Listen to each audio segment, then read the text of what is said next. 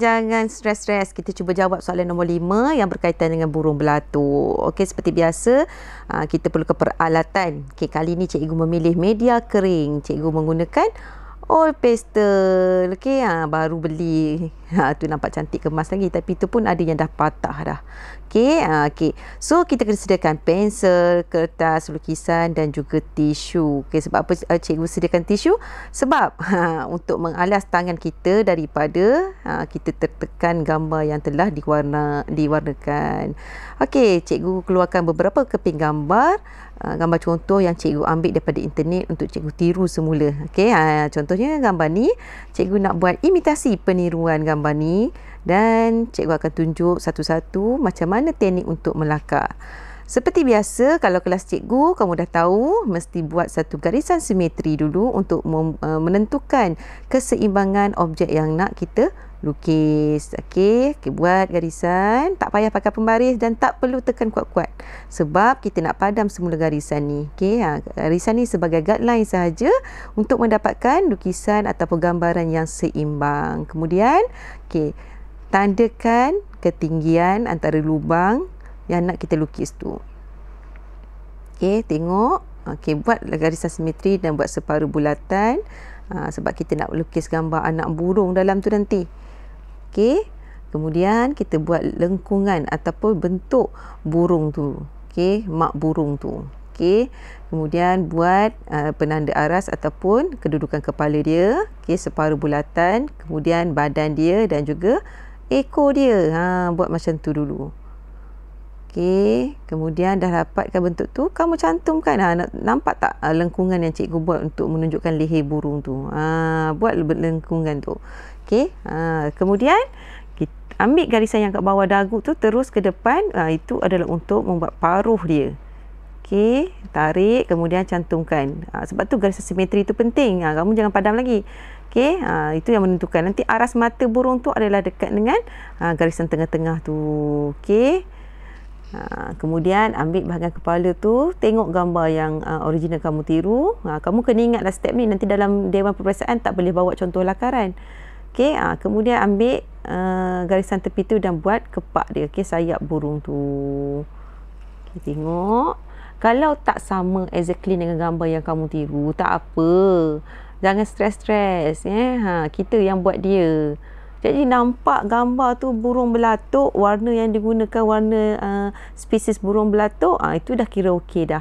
Janganlah kamu stres-stres sampai masuk dewan pun sampai tak nak melukis. Okey, sampai dalam kelas pun latihan menangis-nangis. Janganlah macam tu. Kita yang buat kita cuba, okey.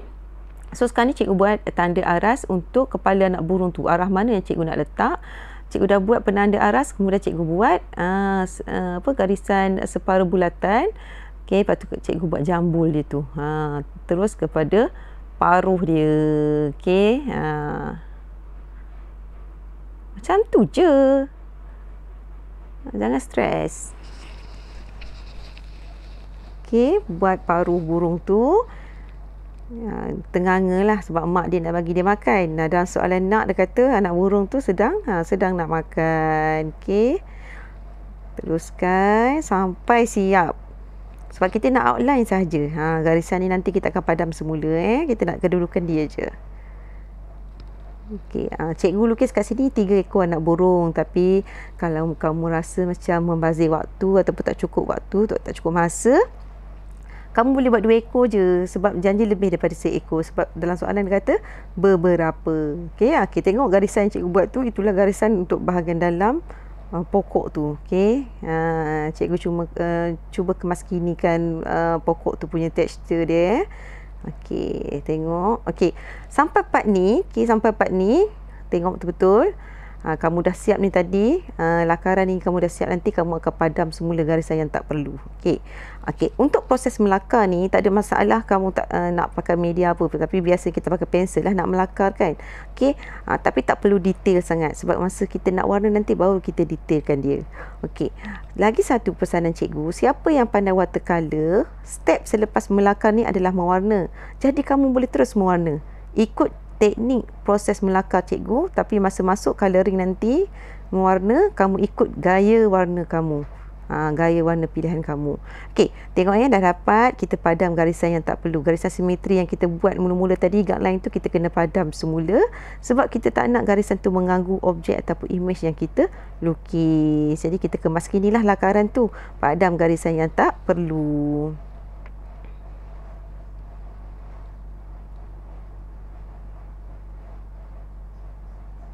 Okey, padam hati-hati. Tapi kalau terpadam garisan yang perlu tu tak apa. Nanti kita touch up semula Jangan risau. Dalam proses melakar ni, kamu jangan ambil masa yang terlalu lama Jangan sampai setengah jam tu kamu nak melukis je. Tak perlu. Sketch tu sekadar layang-layang sahaja sebab kita nak detailkan dia masa mewarna nanti. Okey, kecuali kalau kamu menggunakan teknik pensel 2B, tak gunakan warna. Maksudnya kalau kamu hanya guna warna pensel sahaja ataupun pensel 2B sahaja, ya kamu perlukan detail terus. Okey, tapi kalau nak menggunakan warna poster color ke, watercolor ke, crayon ke, tak perlulah nak detail sangat. Gambar kepak ke semua tu tak perlu lagi Okey, cikgu betulkan kaki dia. Tadi cikgu dah terpadam. Okey, jangan lupa dekat mulut mak dia tu kena letak makanan. Cikgu buat cacing, padahal cikgu geli cacing. Okey, dah dapat detailkan. Okey, dah comel dah gambarnya. Nampak tak? Dia dah menjawab soalan. Dah ada daun yang lilit. Okey, tumbuhan yang melilit dah ada. Pokok-pokok, daun-daun kat belakang tu pun dah ada. Kita dah buat environment. So sekarang ni nak masuk mewarna. Jadi sesiapa yang dah ikut teknik lakaran cikgu tadi, kalau nak guna watercolor, masa ni guna watercolor lah ni cikgu tunjuk bagi mereka yang lemah nak warna watercolor. Tapi dia pun tak pandai, kali-kali lain pun tak pandai. Tapi tak apa, cikgu cuba gunakan oil paint, oil pastel ni supaya ada sedikit keinginan untuk berusaha. Okey, cikgu pun tak adalah pandai sangat, tapi cikgu cubalah.